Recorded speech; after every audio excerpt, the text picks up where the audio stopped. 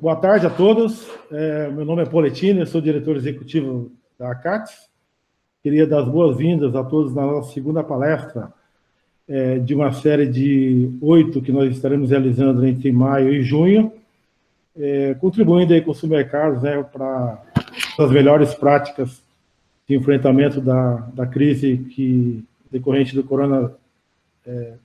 Covid-19. A palestra de hoje nós vamos abordar o futuro dos supermercados pós-pandemia, do corona e a sustentabilidade dos negócios a curto e médio prazo. Nós temos a satisfação de contar e desde já agradecer a presença do Alexandre Ribeiro, nosso parceiro, um dos maiores especialistas em gestão de varejo do país, excelente palestrante, empresário e consultor, com grandes projetos desenvolvidos com qualidade e muito resultado em diversos mercados brasileiros. E para fazer a mediação, também é com grande satisfação, que a gente tem o Nazareno Alves, que é nosso diretor operacional e comercial do supermercado Manente, ali do Sul e Criciúma, e também nosso vice-presidente regional da CATS. Vou passar, então, a palavra ao Nazareno, que vai conduzir o trabalho. Desde já agradeço a todos que estão aqui nessa sala. Obrigado. Obrigado, Poletini. Obrigado pela oportunidade que a ACATS concede a todos nós em poder abordar temas tão relevantes e importantes para o nosso segmento, principalmente nesse momento de transformação que estamos passando aí por conta dessa crise sanitária instalada.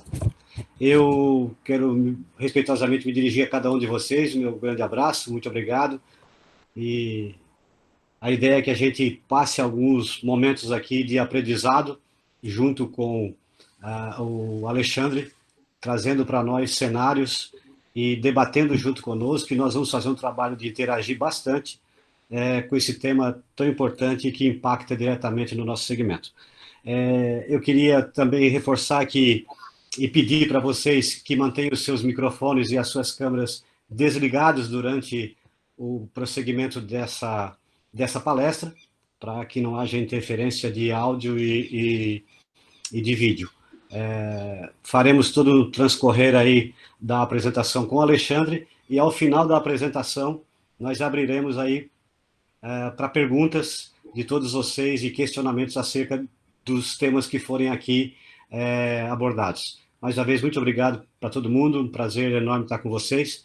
Eu quero respeitosamente me dirigir ao Alexandre e te dar boas-vindas. Obrigado por estar com a gente. O Alexandre é um varejista de carteirinha e especialista no segmento. Seja muito bem-vindo, Alexandre, uma boa tarde. Bom, Nazareno, é uma honra ter a introdução justamente vindo de um ser tão especial quanto você, querido aí em Santa Catarina inteira. Agradeço a você como representante da CATS, ao Poletini e todas as pessoas da CATS que, como sempre, exercem um papel fundamental.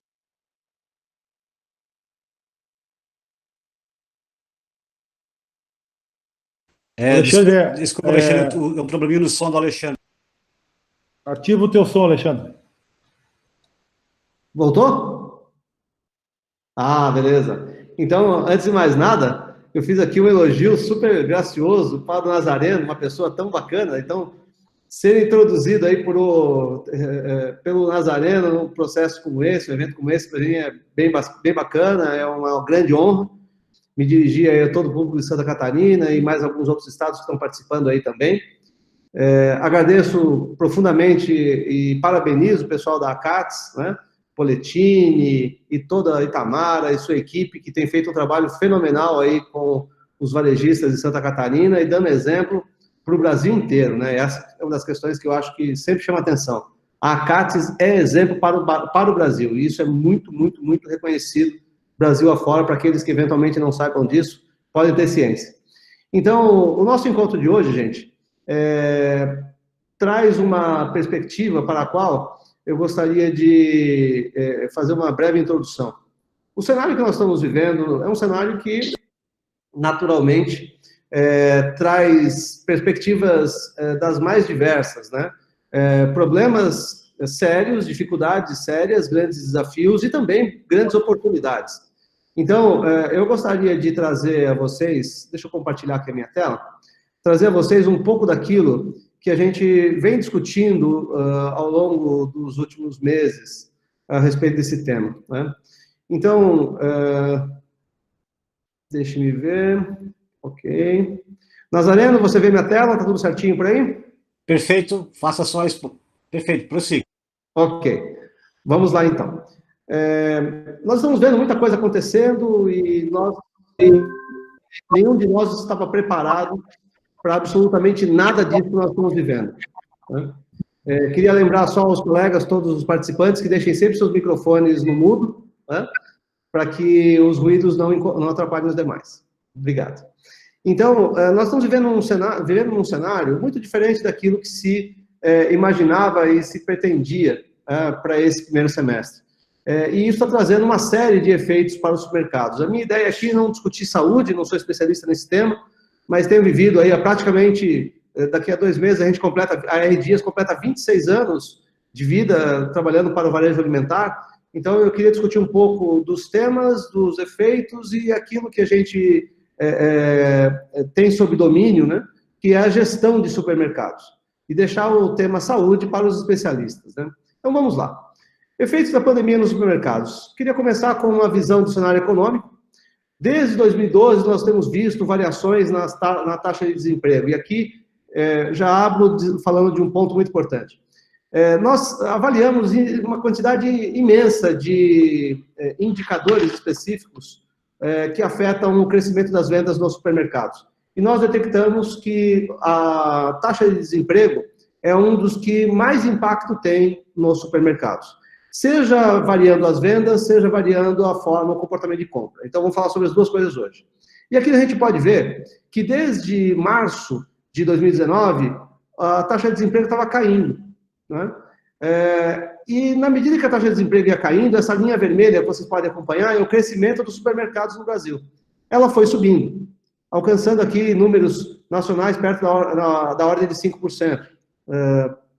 No começo do ano, final do ano passado, começo desse ano.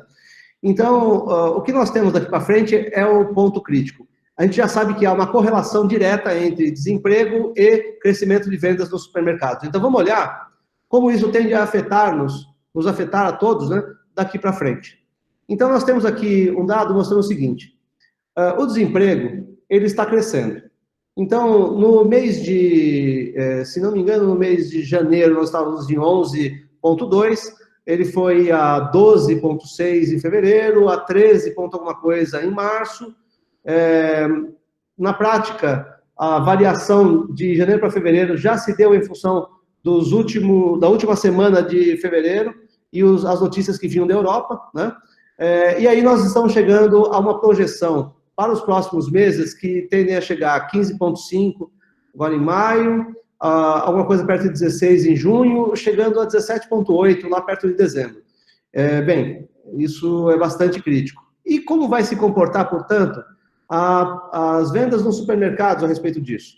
Temos uma tendência de queda nas vendas, mas ainda assim, uma queda nas vendas que, salvo novas projeções, né, ela deve ficar em torno de 1,5 positivo, 1,37 positivo em junho, e alguma coisa perto de 0,88 positivo ao final do ano. Só tem um detalhe, gente. Esses números estão sendo revistos a cada momento. Por enquanto, a taxa de desemprego ainda nós não estamos vendo uma grande variação. Mas, na perspectiva de previsão de venda, pode ser que aconteça ainda alguma variação. Portanto, a gente pode notar uma correlação direta, né? Aumenta o desemprego, reduz o ritmo de crescimento do varejo alimentar. E eu tenho mais informação aqui para vocês. Alexandre, me permita. Pois não. Se nós vamos ter um aumento do desemprego, isso obviamente vai forçar uma mudança do hábito de compra. Esse comportamento de compra, essa redução de demanda, vai impactar no formato de loja para o futuro? Nossa, varejo, mini mercado, loja de vizinhança. Vai sim. E quem vai atender de melhor forma e com mais eficiência, gerando uma boa experiência de compra? Olha, Nazareno, eu tenho um slide no final que eu até trouxe case recente de 2 modelos de loja que nós ajudamos os clientes nossos a montar. uma loja express e uma loja atacarejo. Mas não é por isso que os supermercados deixarão de ter supremacia, deixarão de ter também as suas oportunidades. Eu acho que a grande questão não é que modelo que vai atender melhor. Naturalmente vai ter mais demanda para um modelo do que para outro, isso vai acontecer, mas a grande perspectiva é como a gente se adapta para fazer direito e no nosso modelo, seja ele qual for, conseguir performar bem. Eu pretendo responder algumas dessas questões ao longo dessa nossa explicação de hoje. Mas uma das coisas que eu já posso adiantar: o mercado não jogue fora seu nível de serviço. Alexandre, talvez seria importante que nós ficássemos atentos, não em formato, pelo menos nesse momento, mas via comportamento do público dentro das nossas lojas. Me parece que o comportamento dele dentro das lojas vai ser em menor tempo, com um ticket médio maior, e aí nós temos que estar preparados com um mix adequado e com o staff de atendimento organizado. Isso, eu trouxe até alguns dados a respeito disso para você entender como esse efeito já está acontecendo, já está se mostrando, Nazareno. Exatamente isso. Obrigado, Alexandre. Isso. Tem uma preocupação, gente, que essa taxa de desemprego da ordem de 17,8%, se nós compararmos com momentos passados, veja, em 2009, que foi o ano posterior à crise financeira, nós tivemos 8,1% de desemprego. Em 2017, posterior àqueles fatídicos 2015 e 2016, nós tivemos uma taxa de desemprego da ordem de 12,7%. Mas veja, em 2015 já tivemos problemas oriundos de 2014, quando começou a crise. Já teve crescimento de desemprego. Em 2016, o crescimento de desemprego em função do ano anterior dobrou, praticamente. E aí atingindo 12,7%. Notem que agora nós estamos falando de uma taxa de desemprego de 17,8%. Portanto, as crises que vieram anteriormente, elas podem ser consideradas fichinha perto do que está para acontecer. Prova disso são as projeções do PIB. Então, notem, lá em 2008, nós vimos um problema acontecendo que impactou fortemente o PIB de 2009. Com 2009, com PIB negativo, 0,13 negativo, nós tivemos 8,1% de desemprego. Na segunda parte da história, nós tivemos 2014 com um PIB ridículo de 0,5%, depois 15 com 3,55% e 16 com 3,31%. Olha o que aconteceu com a taxa de desemprego, 6,8%, 12%, 12,7%. Estabilizamos o PIB, e aí nós tivemos aqui um número razoavelmente aprimorado, de sair de 12,7% para 11,9% em 19. E agora estão falando de 4,11%, e hoje eu ouvi, a questão de umas 2 horas atrás, o IBGE fazendo a divulgação de uma projeção de PIB de 4,7%, negativo para o Brasil. Ou seja, estamos falando de um número bastante expressivo. Vamos lá. Mas tem muito mais coisa por aí. Vamos entender como é que isso se dá. Vamos entender para quem sabe olhar para a economia? Vamos conversar com esses caras. Aqui nós estamos falando dos bancos. Grandes bancos estão reservando 21,7 bilhões para enfrentar o aumento de calote no coronavírus. Saiu no dia 6 de maio no Estadão. O Brasil já tem 45 milhões de desbancarizados. Ainda tem, 45 milhões de desbancarizados. Quero usar esse número aqui daqui a pouco. Olhe só aqui nesse quadro o que está acontecendo com o lucro dos maiores bancos no primeiro trimestre, na comparação anual, desse ano com o ano anterior. Nós estamos no Bradesco caindo 40% em termos de lucro. Isso por quê, gente? Porque ele começou a colocar a provisão para devedores duvidosos. Então, essa provisão, os bancos estão fazendo aí, ela cresceu 51% do ano passado para esse ano, no mesmo período. 51%. Só que o aumento dos desempregados está na ordem de 58,9% com essa projeção de 17 ponto alguma coisa. Vamos lembrar o seguinte, os bancos, quanto mais eles divulgam resultado negativo, mais caem as ações deles. Quanto mais eles colocam provisão para devedores duvidosos, e eles assumem que vão tomar calote dos devedores, pior fica a ação deles no mercado. Então, assim, tudo isso traz impactos fenomenais. Não estamos falando do endividamento dos autônomos, está na ordem de 30%. E, como eu falei, que eu queria voltar nesse assunto, o Brasil ainda tem 45 milhões de desbancarizados. Quem são esses? São aquelas pessoas que não estão nas estatísticas oficiais do emprego. São as primeiras que perderam o emprego, que já perderam, que já estão sem renda. Então, nós estamos falando do seguinte, os bancos que sabem olhar para a economia estão nos dando uma dica. Vamos olhar para essa dica, né? E aí entramos numa análise aí da como fica o racional de recuperação do pós-crise, considerando cada um dos setores. Como vocês podem ver, cada um dos setores, olha só, vestimenta, homestyle, né? A questão dos aspectos de saúde, hotelaria e uma série de outros eventos populares, turismo doméstico, né? Saúde, perdão, não está aqui nessa lista, né? Está só higiene, né? Que é um assunto, uma seção progressiva de higiene, que é um assunto crítico, que tende a impactar restaurantes e lazer. Então, além de todos esses, com hotelaria, nós temos também o varejo alimentar, que é essa linha verde. Como vocês todos podem notar, o varejo alimentar está ainda mostrando para a gente uma situação delicada. Nós, como a R. Dias já tinha previsto há meses atrás, no início de março, se não me engano, antes de qualquer quarentena ser decretada, haveria um pico em função do medo da falta, medo do desabastecimento. Depois, esse número de venda baixaria um pouco, mas se manteria no patamar ainda mais alto do que o anterior, por causa do consumo em casa. As pessoas que consomem no restaurante parariam de consumir em restaurantes na hora do almoço, por exemplo, e consumiriam mais em casa. As crianças em casa também, por causa das escolas fechadas, daí por diante. A partir daí, quando nós virmos que as escolas estiverem abertas, os escritórios funcionando e as compras estiverem liberadas no comércio, nós vamos ver um movimento de arrefecimento aqui das vendas. Perdão. Aí só tem um detalhe, né? Quando nós chegarmos no Natal, o Natal do ano passado foi melhor do que, provavelmente vai ser melhor do que o Natal deste ano, em função da austeridade das pessoas com medo do que pode acontecer. E aí entra a questão crítica para todos nós.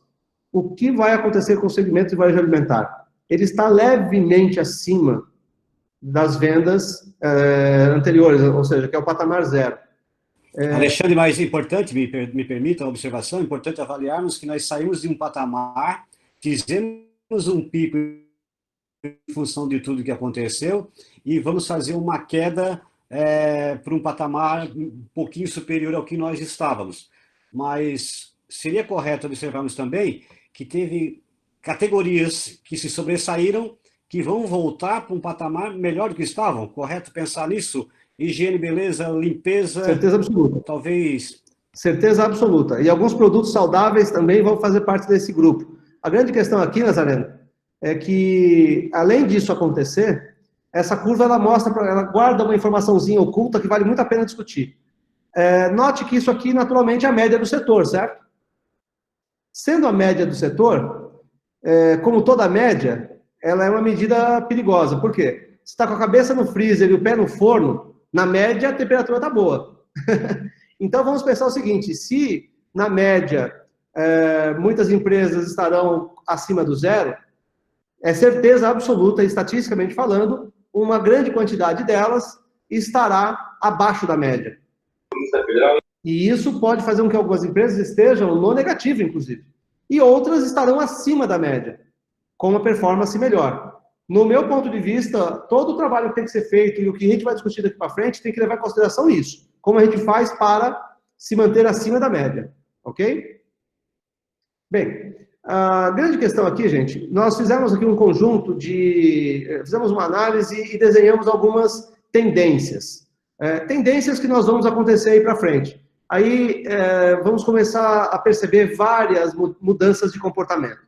O desemprego, ele vai impactar o psicológico e o bolso. São as duas coisas. Vamos lembrar, o desemprego, primeiro, a gente fica receoso porque ouve falar na televisão. Depois, a gente fica um pouco mais amedrontado porque a gente ouve falar do vizinho. Daqui a pouco tem alguém na família desempregado. De repente, sou eu que estou desempregado daqui a pouco. Então, são estágios diferentes e isso vai levar algum tempinho para chegar nesse ponto. Mas as classes mais baixas já estão sentindo isso na pele em função dos autônomos que já, os diaristas e tal, né, que já estão literalmente desempregados de uma quantidade enorme. É só andar na periferia de qualquer cidade que você percebe isso. Né? Então, o aumento do desemprego vai mudar os hábitos de compra. Quais serão esses novos hábitos de compra? O primeiro deles, redução e corte de gastos optando por produtos mais baratos, aquilo que a gente chama de trade down, né? Então, isso vai acontecer fortemente. Fim da fidelidade a algumas marcas e lojas e fortalecimento do que a gente chama de atacarejo raiz. Aquele que de verdade trabalha com nível de despesa baixo e tudo mais, né? Aquele que não é só visual, aquele que de fato tem ali alguma coisa perto de 14% de margem, né? Que deve estar trabalhando com uma despesa aí na ordem de 9 alguma coisa. Redução da compra por impulso ou experimentação de novos produtos. Isso por si só já tira da nossa cesta produtos de margem boa, o que é prejudicial para nós, né? E maior participação dos itens básicos. Volta. Maior participação dos itens básicos. Essa maior participação dos itens básicos, ela tem uma característica importante que já está acontecendo, tá? Nós estamos falando aqui, fundamentalmente, de ter produtos relevantes sendo tratados, tendo decréscimo de venda, e o próprio Nazareno fez uma pergunta a respeito disso, né? Sim, nós vamos ver produtos relevantes que são importantes para a margem perdendo venda e produtos básicos que têm a margem muito mais baixa ganhando venda. Então, isso tende a mudar bastante o cenário da perspectiva de precificação, inclusive, e a compreensão do comportamento das categorias. Mais um aspecto que vai impactar o comportamento das categorias é a volta das marcas de combate. Então, os produtos líderes, eles tendem a sofrer demais, porque são os de valor agregado mais alto. Portanto, nós temos aí a perspectiva de observar uma volta das marcas de combate, reduzindo o valor agregado médio das categorias. Alexandre, talvez nesse momento, o gerenciamento de categorias se faz muito importante. A ideia de sortimento com mix extremamente abrangente por toda a loja passa por a introdução ou o crescimento de marcas regionais. Com certeza absoluta. A CATS, inclusive, tem um programa bacana envolvendo os fornecedores regionais, e isso eu acho que vai ganhar um impulso muito grande, porque os líderes, com as suas marcas líderes, com os seus produtos de valor agregado mais alto, vão sofrer. E aí é o momento para que o varejista consiga boas negociações com o fornecedor local. Alguns estados, Santa Catarina tem uma atuação forte nisso, Rio Grande do Sul também tem uma atuação bem forte de fornecedores locais, mas esse é o momento que isso tende a crescer de forma incrível. E essa é uma oportunidade para o varejista, tá? O cenário é ruim, não significa que nós não temos oportunidades, temos e muitas. Nós temos que tomar cuidado com os extremos, porque uma boa parceria com a indústria marca líder também pode nos trazer um balanceamento nessa concepção. Com certeza. A grande questão aqui é que o consumidor vai estar mais avesso às marcas líderes. Então, nós vamos ter que ajudar, inclusive, se for um bom parceiro, naturalmente, né, ajudar certas indústrias a acelerar o seu processo de inovação para a disponibilização de marcas de combate, mesmo as empresas líderes, né? Além disso, gente, as pessoas em casa, elas estão aprendendo a usar a tecnologia de uma forma mais acelerada. O ritmo de adoção de tecnologia tem crescido de forma incrível. Então, além disso, as pessoas estão fazendo muita pesquisa pela internet. E isso, por si só, faz com que o foco no preço seja algo relevante. Nós vamos falar de preço várias vezes aqui nessa nossa discussão, mas esse é um assunto relevante. Pesquisa de preço, procura por ofertas, promoções, e isso vai trazer um impacto grande. Então, resumindo isso daqui, eu vou ter que entender, eu vou ter que refazer minha gestão de categoria, eu vou ter que aumentar minha sensibilidade para variação de venda, variação de margem, de forma incrível. Tem muita gente perdendo resultado com isso hoje em dia, porque não está atento, não está suficientemente sensível. Eu tenho que olhar para o fim da fidelidade das marcas e pensar como vão ficar essas categorias a partir disso. Eu tenho que me fortalecer contra o atacarejo raiz, né? Cada um tem o seu espaço, e se eu sou um varejista, eu preciso me fortalecer, me preparar. E vai uma dica, eu vou falar mais dela depois, mas foque nos perecíveis, né? E eu aprofundo um pouco mais essa conversa depois. Então, resumo, eu preciso melhorar a minha forma de fazer ofertas, eu preciso repensar o meu pricing, eu preciso repensar meu gerenciamento de categorias, eu preciso aumentar minha sensibilidade aos movimentos das categorias e a mudança de dinâmicas, né? Esse é um aspecto bastante relevante, viu, Nazareno? Agora, Nazareno, obrigado, trazer alguns exemplos aqui de outros países que já passaram pelo momento que nós estamos entrando, ou que nós vamos viver daqui a pouco. Então, a China, por exemplo, ela já está no pós-quarentena, né? E lá aconteceram coisas muito interessantes. Os hipermercados, eles perderam 15% das vendas, os supermercados perderam 12%, mas os mercados pequenos de bairro, eles cresceram 12%. Isso porque ninguém estava querendo ir em supermercado grande, ninguém estava querendo aglomeração. Supermercado pequenininho, você entra, sai correndo, pega as coisas rapidinho, tchau. O que não está acontecendo nas outras lojas, né? E o comportamento de consumo pós-quarentena mostra algumas coisas interessantes para a gente. Então, os produtos de higiene e limpeza, como sabonetes, limpadores, eles estão se mostrando em crescimento permanente, como você mesmo já havia adiantado, né, Nazareno? Produtos para cozinhar e as guloseimas, como temperos, sorvetes, tiveram um aumento durante a quarentena, mas na pós-quarentena eles devem ter uma redução para voltar a patamares mais perto do que tínhamos antes. Produtos essenciais e de validade longa, como detergentes, chás e tal, voltam aos níveis anteriores, lá foi o que aconteceu. E os produtos não essenciais, eles têm uma recuperação lenta das vendas. Então, de fato, quem vai ser estrela nesse processo são novos hábitos de compra, são os produtos de higiene e limpeza, né? Vamos lá. E no Brasil? Bom, no Brasil, nós estamos vendo alta do leite longa-vida, já foi observado nos períodos anteriores, mas isso aí muito se deu em função do aumento de preço que a indústria provocou, gerou tumulto em tudo quanto é lugar do Brasil e tudo mais. Produtos de limpeza, perto de 30% de crescimento. Açúcar, perto de 40%, assim como os cuidados com o corpo. Os vinhos tiveram 59%, quase 60% de crescimento, né? E aqui é aquela história, né, gente? Tem umas brincadeirinhas aí na internet e nas redes sociais, dizendo que feliz daquele que conseguir sair mais magro e casado, né, da quarentena.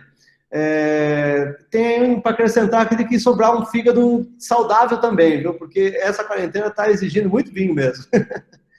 Aí temos os alhos e temperos, né, empurrados aí pela alimentação em casa. E temos categorias em baixa, e essas baixas, elas variaram bastante de lugar para lugar, pelo que a gente pode perceber. Então, refrigerantes e cervejas com 5% e 6% de queda.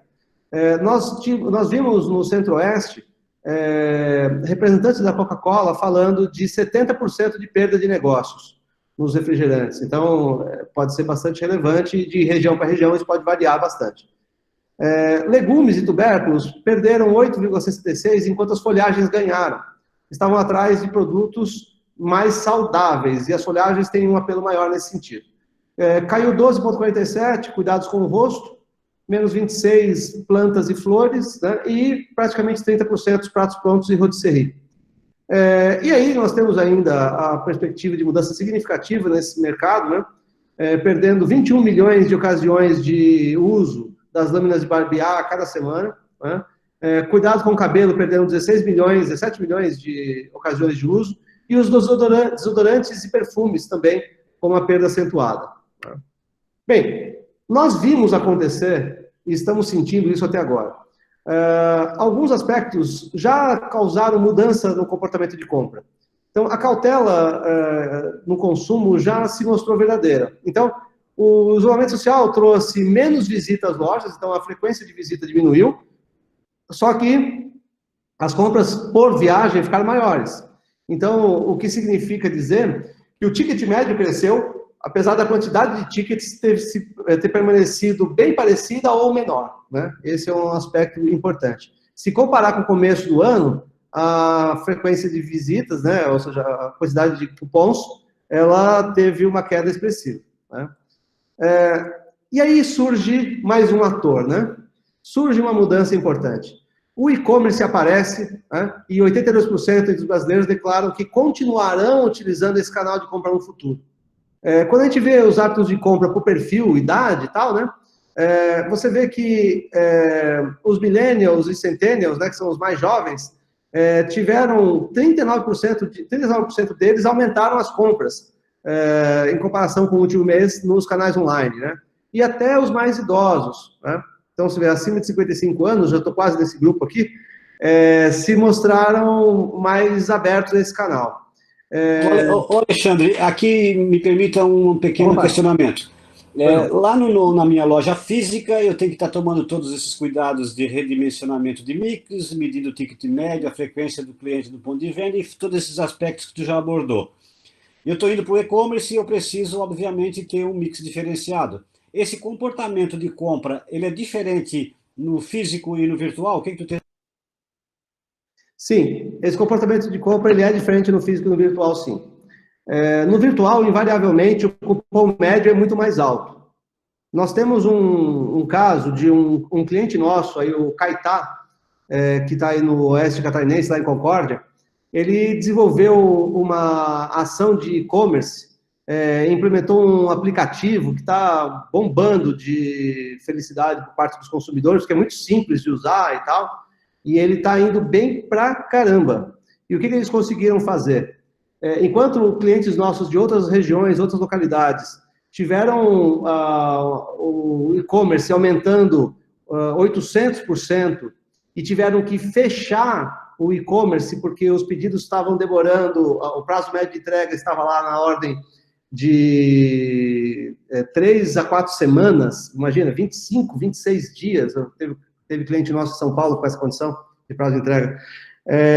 O que aconteceu na prática é que ele, o Caetá, conseguiu ter, no máximo, 48 horas de prazo de entrega. Isso porque ele se preparou, implementou uma estrutura de e-commerce bacana, funcionou bem para ele, funcionou bem. E a gente tem medido, né, em outros casos também, a mudança de comportamento de compra. Os produtos que giram na loja giram de uma forma muito diferente no e-commerce. E aí a gente tem que ficar atento, viu, Nazareno? Atento porque uma das coisas que o varejista ainda não se preparou para lidar é a previsão de demanda, considerando também o e-commerce. Porque até pouco tempo atrás, o e-commerce estava girando uma coisa entre 4% e 5% no Brasil, no varejo alimentar. Quando a gente fala de isso pular para 15%, 17%, a mudança é colossal, né? Muito expressiva. Como você pode ver aqui nessa tabela do lado, na média no Brasil, nós temos um aumento de 2,3 vezes o patamar anterior de vendas através do e-commerce. São pessoas que têm um comportamento um pouco diferente e têm interesses também um pouco diferentes.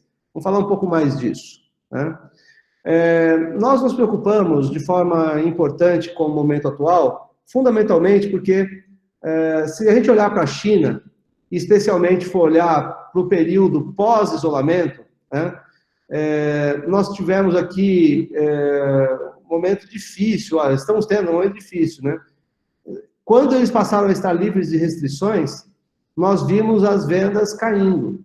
É o que nós estamos imaginando, aquilo que a gente já divulgou em vídeos, que estão lá no nosso portal de conteúdo, lá no varejação.com.br, estão no site da própria ACATS também. Na prática, as vendas vão voltar a um patamar mais baixo. E essa perspectiva do que aconteceu lá na China é o que deve deixar a gente atento, porque isso pode modificar demais o cenário que nós estamos vivendo. E aí tem uma questão. Lá atrás, eu falei de crescimento de venda perto de 0,8, mas só que nós temos inflação de custos. Nós fizemos a medição em alguns clientes, e algumas empresas estão chegando a 5% de inflação de custos. Se eu tenho 5% de inflação de custos e eu tenho, na prática, um crescimento de 0,8, é sinal que eu estou perdendo 4% de volume. Então, apesar de ter crescimento positivo em valor, o volume cai, porque eu tenho inflação ainda de custos, né? Então, esse é um cenário delicado e a gente deve ficar atento a isso. Eu queria trazer aqui para vocês uma visão a respeito de como isso, de certa forma, pode se manifestar. E quais são os focos, os pontos de atenção específicos e quais as ações, as medidas prioritárias que a gente deve seguir para ter recuperação rápida, né, nessa receita e nos resultados. Primeiro, muitas empresas vão... Aqui só para explicar um pouco. Nesse eixo, eu estou trazendo aqui o impacto nos resultados, no EBIT, né? E aqui embaixo, baixo impacto, alto impacto. No outro eixo, eu tenho o tempo que demora para você implantar essas coisas. Então, quanto mais para a direita, mais rápido. Quanto mais para a esquerda, mais demorado é para implantar. Reposicionamento de marca é lento e traz um impacto alto, né? Mas vai demorar. Fusões e aquisições. Gente, vocês não têm noção de como aumentou a procura por esse serviço lá na R. Dias. Muitas empresas estão olhando para frente e querendo adquirir outras, e é uma quantidade enorme, já aumentou, sei lá, percentualmente eu não sei, mas pelo menos nos últimos 40 dias, alguma coisa entre 5 e 6 empresas nos procuraram para trabalhar isso. Normalmente, a gente tinha uma procura por mês para fusões e aquisições. E nós já tivemos 5 a 6 procuras, e isso é importante. Outro assunto que pode ser crítico também. As vendas e serviços digitais em escala, elas vão dar um impacto um pouquinho menor no EBIT, e elas demoram um tempo razoavelmente lento para se implementar. O e-commerce tem essas características, tá? Só que de uma forma um pouco diferente. Vou mostrar aqui do outro lado. A experiência do consumidor e sua segurança também pode impactar, e aí a gente vem para as vedetes. Um pouquinho menor, o que é rápido de implantar? Planejamento de demanda. Qual é o impacto disso no lucro líquido ou no EBITDA? É menor, porque na prática eu estou falando de trabalhar com menor estoque, né? E o estoque é uma conta de balanço, não uma conta de DRE para aparecer no EBITDA. Gerenciamento de desempenho orientado aos dados, esse é um assunto que vai bombar nos próximos 3 a 5 anos. Bombar. É que a gente tem que dar muita atenção, apesar do impacto nesse momento ainda não ser alto, já tem um potencial incrível de fazer modificações. E o marketing, análise de dados direcionada às vendas, que já é uma derivação do gerenciamento de desempenho orientado aos dados. Aqui nós temos oportunidades incríveis. O e-commerce está se mostrando bem importante e interessante, e preço e promoções tende a ser um dos itens de mais alto impacto, com uma celeridade grande para ser implementado. Então, aí ficam as primeiras dicas, e eu queria trazer para vocês uma junção dessas coisas. Fala-se muito disso, do pricing e tal, mas como fazer isso funcionar? Vocês bem sabem, a curva A de vocês representa 50% das vendas e alguma coisa entre 2% e 4% do seu sortimento, que é responsável por fazer esse 50% das vendas. Pensem que essa mudança de comportamento do consumidor empurrado pelo desemprego vai impactar fortemente as categorias, mudando a dinâmica dessas categorias em função da mudança de comportamento de compra. Se isso vai acontecer, eu vou ter produtos que me dão, eventualmente, uma margem percentual pequena, mas a massa de margem é muito grande, perdendo participação. E eu vou ter produtos em ascensão que podem vir da curva B e da C. A priori, você fica até feliz, né? Fazer, poxa, mas pode ser um produto com mais margem, vai ficar legal. Mas nem todo produto que tem mais margem tem capacidade de assumir o papel de um líder de categoria. A ponto, por exemplo, de gerar massa de margem que esse cara gera. Então, aí tem cuidados. Pois não. 2 a 4% desses produtos da curva A, eles têm uma alta representatividade na venda, né? E eles geralmente não são alvo de pesquisa por parte do consumidor. Na linha da rentabilidade, tende a cair. Isso. Como é que a gente vai precificar de maneira a manter as margens? Qual o risco de não analisar esse mix corretamente, né? Eu estou olhando lá para a curva em cima, mas estou esquecendo de vislumbrar uma rentabilidade por conta dessa não atenção do consumidor? Exato. Aí entra a primeira questão crítica para mim, viu, Nazareno? Vamos pensar da seguinte forma. Se o comprador não estiver atento à mudança, à variação dessas dinâmicas, vai perder muito dinheiro. Posso corrigir? Já está perdendo muito dinheiro, porque todos os senhores e senhoras devem já ter percebido um aumento da venda dos itens básicos. Quando eu aumento a venda dos itens básicos, naturalmente, eu estou aumentando a venda de produto de baixa margem. A não ser que você gire demais, você vai conseguir compensar a margem que você tinha no item que você deixou de vender, de perecível, por exemplo. Então, aqui, Nazareno, você está correto, tem que ter um cuidado lascado. E quem não estiver atento vai entrar pelo cano. Mas como fazer isso, né? Então, eu trouxe aqui para vocês um exemplo. Imagine uma categoria lá de azeites que o azeite líder da categoria, o que mais vende, tem um preço de venda de R$ 3,95. Eu vou montar uma estrutura para essa categoria que vai me fazer essa categoria ter o que a gente chama de um posicionamento premium. Vamos dar uma olhada como é que fica. Se vocês olharem para essa categoria, Para baixo do líder, eu tenho 3 itens, e aquilo que a gente chama de amplitude de preço, que é a diferença do preço do líder para o mais baixo, né, para a ponta, nós estamos falando de R$1,60. Quando eu olho para o líder e penso para cima, eu tenho 6 itens. E a diferença de preço, ou seja, a amplitude de preço para o produto líder, é de praticamente 3 vezes o preço do produto líder. Então, essa categoria, ela está preparada para gerar alta rentabilidade com posicionamento premium. Se você parar, olhar para, se imaginar na frente dessa gôndola aqui, você vai perceber que você tem uma quantidade de itens expostos que tem preço maior que o líder, muito maior do que os que têm preço menor do que o líder. E isso é um posicionamento premium. Como é que eu posso lidar com essa categoria para buscar mais giro nela? Para buscar mais produtividade da categoria, para compensar o que eu posso perder de valor agregado ou de margem? Eu posso reposicionar a categoria. Então, desse jeito, agora eu tenho o líder, e agora, para cima do líder, eu tenho 3 itens. Mas para baixo, eu tenho 6. Olha como eu aumentei a amplitude de preço, e olha como eu aumentei a quantidade de itens expostos, que são mais baratos do que o líder. Se eu faço isso, eu gero um posicionamento popular na categoria.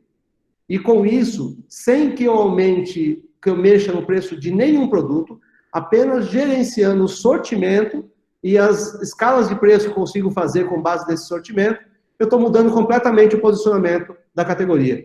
E eu estou atendendo a um consumidor que vai chegar na loja ávido para o preço baixo.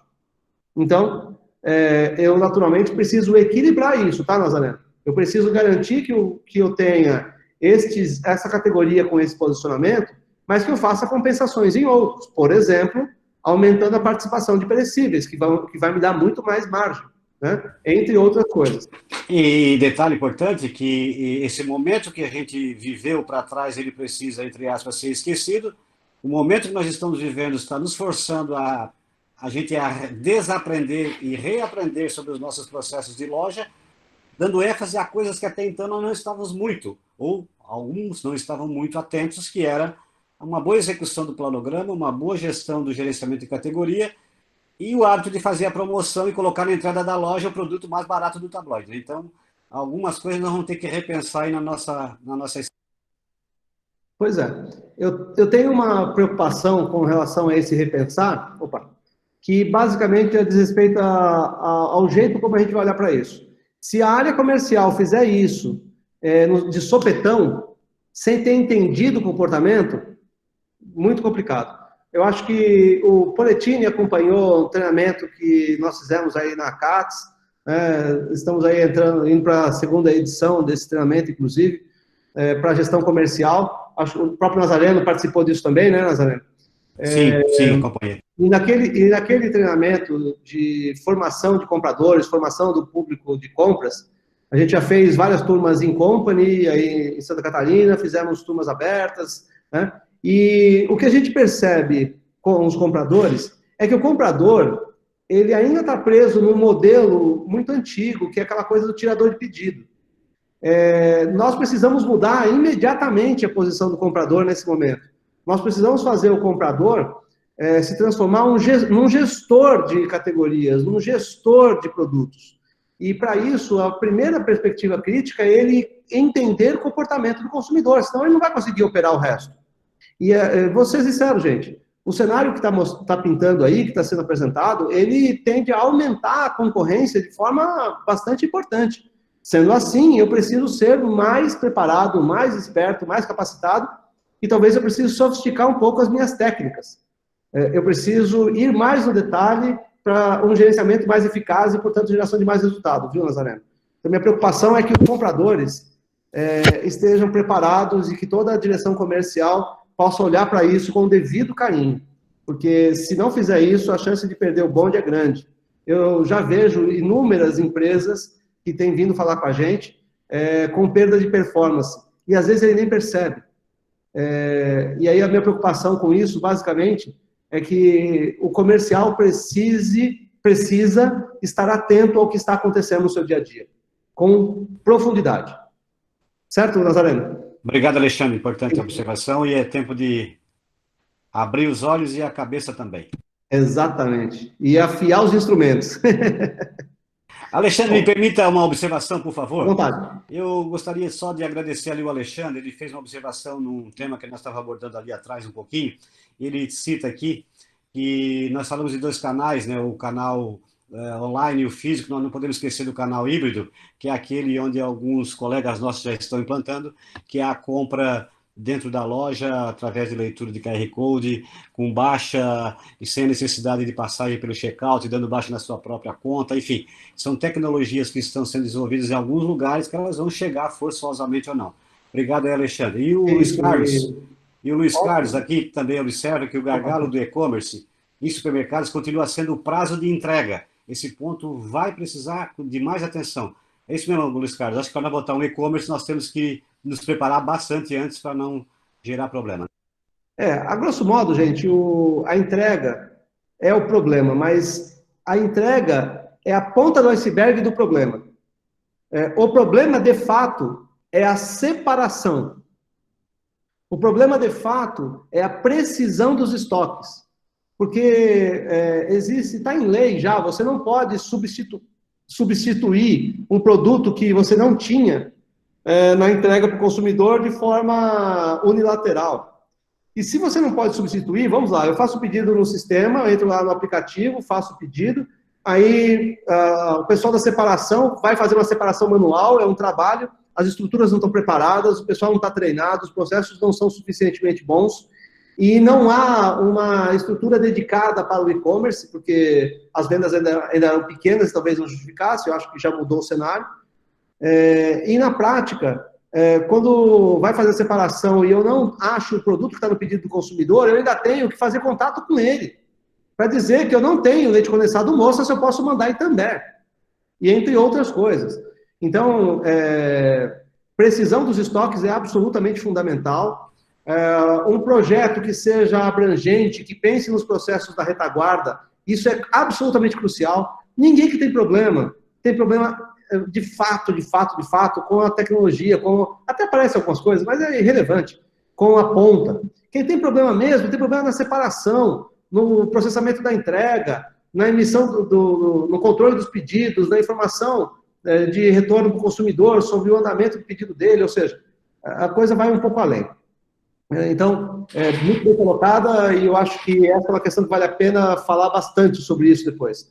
Nós temos lá no nosso portal, que está no rodapé, varejoemação.com.br, um vídeo que depois eu vou pedir para o pessoal passar, e o pessoal também da CATS, eu acho que até já tem, falando especificamente sobre questões do e-commerce. Mas eu quero chamar a atenção, gente, para um novo player que está me preocupando demais. Olhem só para essas manchetes. Trajano, que é o presidente da Magazine Luiza, a Magalu, supermercado não era foco no ano, mas virou prioridade, veja, não era foco no ano, mas já era foco, tá? Para eles entrarem no segmento de produtos alimentares. E virou prioridade. Mercado Livre acelera vendas e entra no setor de supermercados. Isso aqui já é um susto enorme, porque esses caras são muito fortes e estão vindo com muita força. Agora, o pior, gente, é o que eu estou vendo o varejista fazer com relação à parceria com os super apps. Eu sei que nesses momentos dá um certo desespero, que eu deveria estar dentro e tudo mais. Mas, gente, olha a performance desses caras. Em pouquíssimo tempo, se você faz uma parceria com o iFood, com o Rappi, com o Uber Eats e tudo mais, em pouquíssimo tempo, e o James já é do Pão de Açúcar, né? Então, em pouquíssimo tempo, esses caras estão fazendo a venda para você. Os dados do consumidor estão lá. Ele sabe o comportamento de venda, ele sabe os níveis de preço, ele sabe o momento, quem quer o quê, quem gosta do quê, para quem eu posso oferecer um produto que amplia a cesta. Quando você faz uma parceria com esse público, com esse tipo de player, ele tem uma capacidade tecnológica muito grande de operar isso aí. Então, assim, isso é um tiro no pé do setor supermercadista absurdo. Veja, o setor supermercadista é a última fronteira, o varejo alimentar é a última fronteira do e-commerce, tá? Então, nós estamos vendo agora as empresas de tecnologia pulando em cima do nosso segmento.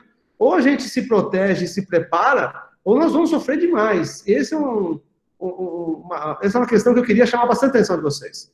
Né? Se não se vendia no canal eletrônico alimento, por questão de comodidade ou de estagnação, estava crescendo bastante a venda do produto não alimentar. A crise está dizendo que nós podemos ter cochilado. Exatamente. Cochilou e forte. E aí a grande questão aqui para mim é a seguinte: as empresas de tecnologia são muito mais ágeis do que o varejo alimentar no sentido de se mover. E o varejo alimentar, não pode esquecer como foi com a Amazon lá nos Estados Unidos. As primeiras livrarias que pediram para que a Amazon, afinal, uma especialista em fazer a parte digital, aquelas que pediram para a Amazon fazer a sua parte digital, quebraram todas no primeiro momento. No segundo momento, elas tiraram o pé, começaram a correr atrás e pouquíssimas sobreviveram, pouquíssimas. Não precisa ir longe. No Brasil, a Amazon entrou quietinha, sem fazer propaganda, sem fazer alarde, já quebrou a Cultura, a Saraiva, a Nobel e mais umas 3. Então, assim, não é brincadeira. Você passar a sua operação para um cara que é um bicho-papão, a Amazon tem mais de 395 milhões de itens no sortimento, gente. Para eles terem mais um pouquinho, não custa nada. E entrar no segmento alimentar já é interesse deles. Né? Mas olha só, como é o faturamento desses caras, né? E como é lá fora. Então, o cinza é lá fora. Aqui no Brasil, nós temos Mercado Livre com 2,3 bi de faturamento de dólares, tá? Magazine Luiza, 3,8 bi de faturamento de dólares. A B2W, né? B2W e a Americanas, 3,6. O Carrefour, com 12. O GPA, com 11. Gente, esses caras todos têm bala na agulha que não acaba mais. Esse pessoal se mexendo com o digital causa um certo movimento. Mas agora nós temos que nos preparar para a competição local com competidores globais, e isso é o ponto mais relevante. Então, esse faturamento do varejo brasileiro, temos 18,3 no online. Escrevam, isso tem uma tendência gigante a crescer e se desenvolver. Olhe só como é isso nos Estados Unidos, só para você ter uma ideia, e também na China, né? Então, ao tamanho, né? Walmart, 524 bi, Amazon, 280 bi, Alibaba, chinês, 53 bi. Gente, são gigantescos. Portanto, temos que tomar um cuidado astronômico com isso. E aí, gente, eu acho que a gente precisa dar uma passada rápida aqui por aquilo que a gente está chamando de cortina de fumaça. Eu tenho visto vários e vários varejistas, entre aspas, felizes com o crescimento de vendas, com o aumento de margens que tem acontecido em função daquele aumento de demanda. Né? E quando a venda cresce e as suas despesas se mantêm em valor iguais, percentualmente elas caem. Então, a relação relativa das despesas, que é o terceiro item, né, esse aqui, é um assunto que também chama muita atenção e preocupa demais. Então, tome muito cuidado. Nós temos que olhar para isso de uma forma adequada. Não dá para a gente achar que isso aí vai se manter. Essa performance precisa ser tratada de outra maneira. Né? Então, eu queria emendar isso aqui nas despesas e como elas são tratadas. Eu estou vendo muita empresa fazendo corte de despesa, tenho mencionado isso para tudo que é lugar do Brasil. E muitas empresas estão fazendo corte de despesa com medo dos impactos do que pode vir, que, de um certo ponto, está certo para se antecipar, mas está tomando atitudes equivocadas. E aí está degradando, diminuindo o seu nível de serviço. Então, basicamente, gente, é o seguinte: os níveis de despesas operacionais dos mercados devem estar aí entre 18,5% e 19,5%. Naturalmente, esses itens podem variar um pouco em função de uma região ou outra, que pode ter um sindicato mais agressivo, coisa assim e tal, mas precisa ser abaixo de 20%. Não para que você sobreviva, mas para que você esteja confortável. Se você tiver despesas acima desses patamares, é sinal que você tem gordura. Então, ok, merece dar uma olhada. Agora, eu tenho visto empresa com 18% de despesa fazendo um esforço gigante para reduzir despesa e diminuindo o nível de serviço. O consumidor sente, a loja tem de pior e isso gera um transtorno dos mais absurdos. Só para vocês terem uma ideia do que eu estou falando, este mesmo número aqui No varejo é esse. No atacarejo é perto de 9%. E o atacarejo consegue competitividade em função de ter um modelo de negócio, não despesa baixa. Não é porque tem despesa baixa, é porque tem um modelo de negócio que permite despesa baixa, nível de serviço baixo. Lembra que eu falei? Para o atacarejo se dar bem, o atacarejo precisa ter despesas sempre abaixo de 10%. Para o varejo se dar bem, em competição com o varejo, com o atacarejo, perdão, o que o varejo tem que fazer? Perecíveis. Considerem o seguinte, se o varejo melhorar o seu nível de serviço, aumentar a venda de perecíveis e trabalhar fortemente com essa dinâmica da venda de perecíveis, vai aumentar a venda, vai aumentar a margem, o consumidor vai mais vezes à loja e você se protege do atacarejo. Por que se protege do atacarejo? É assim, gente. Atacarejo está meio, como eu posso dizer, o atacarejo já não se pode mais falar de atacarejo. Você tem que falar que tipo de atacarejo. Porque o atacarejo hoje tem vários modelos diferentes.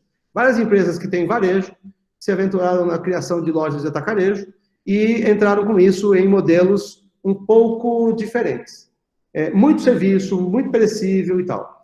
Essas empresas acabam sendo obrigadas a trabalhar com uma margem maior.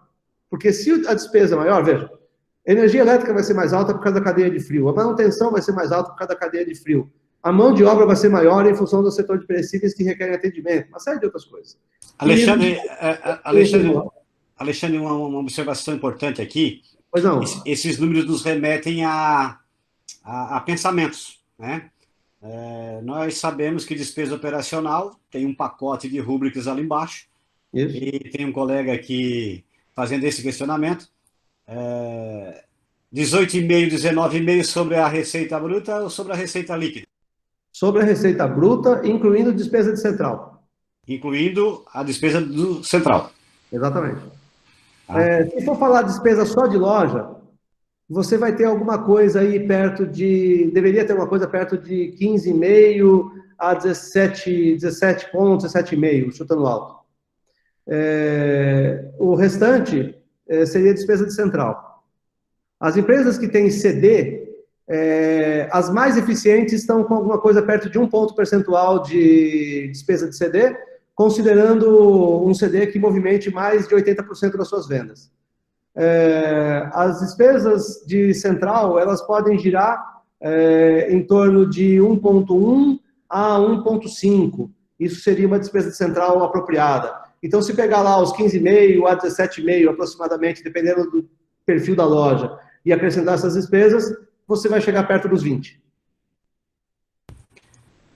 Esse é um tema importante para a discussão maciça, que levaria muito mais tempo para isso, porque esses números aqui, eles são, além de desafiadores, tiram o sono, inclusive do Rocha lá, né? Tira o sono de todo mundo. Nazareno, tô quietinho aqui, Nazareno. Deixa. E aí, Rocha, tudo bem? Tudo bem, Alexandre. Moaíra, obrigado pela cutucada aí, Moaíra. Alexandre, por favor, siga. Pois é.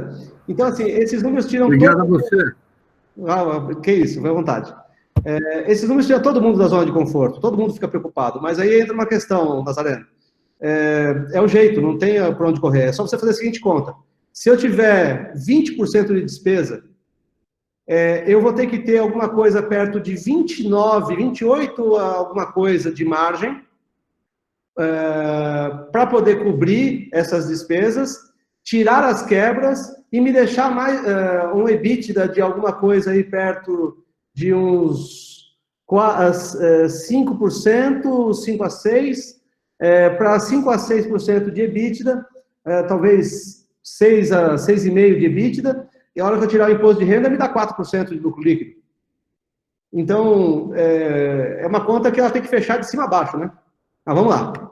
A gente pode depois, Nazareno, montar um encontro só para falar sobre isso, um de controladoria e gestão de resultados. Nós vamos convidar nossos colegas controllers espalhados pelo estado inteiro. Eu tenho muitos amigos, inclusive tem alguns aqui, o Moair Barcelos está conosco. Nós montarmos daqui a pouco uma discussão para falar especificamente de controladoria. Perfeito, vai ser mas só pode estar o comercial e o financeiro e o controller junto, mais ninguém. Muito bom. Vamos lá. Nós estamos muito preocupados nesse movimento aí com a perspectiva do fluxo de caixa, né? Então, vamos olhar para algumas questões que nos chamam a atenção. Isso aqui é um dado que não é muito novo, mas não importa. Ele é extremamente interessante porque ele mostra picos de concentração de pagamento a fornecedores, né? Na linha azul eu tenho as receitas de vendas. Alexandre, mais um detalhezinho para manter aí. Eu sei que nosso tempo está correndo e o papo está gostoso, mas eu preciso dar atenção para os meus queridos colegas que estão nos prestigiando aí. Sem eles nós não existiríamos. O Tiago Luiz, Belém, meu querido amigo, esse percentual de despesa da central, ela traz também os custos administrativos? Sim. O percentual de despesa da central, ele tem todo o comercial, toda a parte administrativa, financeiro, contábil, RH, e aqueles colaboradores que são de operações, mas não são de loja. Exemplo... Vamos chamar de despesa corporativa. Despesa corporativa. Despesa corporativa. Entendi a pergunta? É essa mesmo? Eu acho que sim. O Tiago, se não se sentir satisfeito, por favor, aciona novamente a gente. Um abraço. Isso é despesa corporativa ou despesa administrativa. Cada empresa chama de um jeito. Os nomes usados no mercado são despesas administrativas, despesas de central, despesas corporativas, né? Envolve tudo isso, menos centro de distribuição. O centro de distribuição está à parte, tá? Então, certo aí, Nazareno? Perfeito, Alexandre. Prossiga, por favor. Perfeito. Então, essa questão do fluxo de caixa muito me preocupa, porque nós estamos falando de garantia, disponibilidade de dinheiro, né? E eu sempre digo para os nossos clientes, quem quebra uma empresa, gente, não é o lucro líquido, quem quebra é o fluxo de caixa. Então, nós podemos debater horas sobre esse assunto. Não tendo caixa, eu paro minhas operações, apesar de ser rentável. Então, eu preciso garantir a disponibilidade de capital. E essa disponibilidade de capital, ela é altamente crítica. E a minha preocupação é que quando ocorre um descasamento, porque o comprador está aproveitando demais as oportunidades no fim do mês para bater meta, né, e tudo mais, e comprar com custo mais baixo, é isso que acontece com os pagamentos a fornecedores. Isso faz a empresa, essa empresa aqui, por exemplo, estava nessa situação. Esse era o resultado de saldo de caixa dela, após cada um desses movimentos de pico. Então, nós temos que evitar isso a todo custo. Portanto, eu trouxe aqui uma discussão mais simples para mostrar como é que isso pode se dar. Aqui eu tenho uma análise de ciclo financeiro. Então, essa empresa tem 26 dias de estoque, com 31 dias de prazo médio de pagamento a fornecedores. E ela tem 14 dias de prazo médio de recebimento das vendas, né? Então, vamos fazer uma continha básica aqui. 26 dias de estoque, mais 14 dias de prazo de recebimento, menos 31 dias de pagamento a fornecedores. Isso dá 9 dias de financiamento das compras, ou seja, 9 dias de capital de giro. 9 dias de capital de giro, vamos fazer uma continha simples, aqui como se a empresa faturasse 30 milhões de reais, tá? Uma empresa hipotética. Cada dia de capital de giro corresponde a 1 milhão. Nós estamos, assim, incrivelmente acostumados a ver no mercado empresas com empresas com 18, 19 dias de necessidade de capital de giro. É o número que substitui esse 9 aí que nós estamos vendo. Nessa circunstância, essa empresa teria 18, 19 milhões de capital de giro empregado no negócio para que ele funcionasse. Muita gente estranha quando está crescendo e falta dinheiro. Inclusive, é quando está crescendo que a maioria das empresas quebra, né? E por que se estranha? Porque, poxa, eu já vi isso milhares de vezes. Poxa, Alexandre, mas minha empresa está crescendo, estou aumentando venda e está faltando dinheiro, poxa, como assim, né? Simples. A necessidade de capital de giro, ela aqui está expressa em dias. Dias do seu movimento. Se você fatura 30 milhões, vai ser 1 milhão de reais por dia. Nesse caso, o seu capital de giro deveria ser 9 milhões de reais. Só que se eu faturar, ao invés de 30 milhões de reais, eu faturar 60 milhões de reais, a minha necessidade de capital de giro vai ser 2 milhões de reais, que é o faturamento médio diário, né? Vezes 9. Ou seja, eu dobrei a minha necessidade de capital de giro quando eu dobrei a venda. Então, onde é que a gente mexe para que isso daí fique bacana? Primeiro, no estoque. A quantidade de empresas que eu conheço que tem 30, 35 dias de cobertura de estoque é muito grande. 28, 29 dias de cobertura de estoque é muito grande. Mas imagine o seguinte, se eu, aqui nessa conta, se eu tirasse, ao invés de 24 dias, né, se eu trabalhasse com um estoque menor, eu melhoraria lá o meu capital de giro. As empresas que têm, assim, ó, eu falei de um patamar que é o normal que a gente vê, 18, 19 milhões. Agora tem o outro. Quando a empresa está bem administrada, redondinha, ela costuma usar alguma coisa em torno de 6 dias de capital de giro. Nesse caso, seriam 6 milhões. Eu estou falando de 6 milhões contra 18. Eu estou falando de 12 milhões de reais de diferença. Aqueles que estão aí em expansão sabem do que eu estou falando. Se você não for comprar o ponto comercial, se você não for comprar o prédio, não for construir e tudo mais, você monta uma loja de uns 1.100, 1.200 metros quadrados aí, alguma coisa perto de uns 5 a 6 milhões de reais. Então, eu estou falando de 2 lojas que eu poderia aumentar na minha estrutura e botar para rentabilizar, só com o dinheiro que eu tenho excedente parado no caixa, se eu tiver 18 dias de capital de giro. Então, gente, nós precisamos muito cuidar da liquidez da empresa. Em momentos difíceis, eu tenho que ter estoque de dinheiro para fazer frente a possibilidades e momentos críticos. Então, é aí que eu quero pegar. Esse é o ponto que eu gostaria de chamar a atenção. Tá claro isso para você, Nazareno? Muito claro, Alexandre. Isso é um cenário que a gente vem comumente se defrontando com ele, a necessidade de gerar ação de caixa, né, por conta de todas as necessidades que as nossas companhias têm de continuarem vivas no mercado, né? Então, aqueles cuidados todos que nós temos que ter, e a gente, em algum momento, vacila por conta do ímpeto, às vezes, de competir, e a competição com muito ímpeto pode tu ter problema. Então, é momento, sim, de cada vez mais nos debruçarmos sobre esses impactos financeiros na nossa operação. Olha, Nazareno, você é um cara muito experiente, profissional, está aí há anos e anos e anos nesse segmento, sabe muito bem disso. Só tem 2 jeitos de resolver essa necessidade, 3 jeitos de resolver a necessidade de capital de giro. A primeira é injetando dinheiro. Só que você injeta dinheiro, o seu capital de giro ele aumenta, né? Nem todos têm essa possibilidade. Então, onde estão as outras chaves para mexer nisso? Qual é o nível de facilidade de mexer no prazo médio de recebimento? Difícil pra caramba, né? Porque o consumidor está escolhendo o meio de pagamento, então é complexo. Dá para ganhar em 1, 2 dias para lá e para cá. Mas e no meu estoque? No estoque dá, hein? Está no estoque e na relação com a indústria que tem que ser revista. Exatamente. Então, eu pego aqui o pagamento a fornecedores, aí uma dica.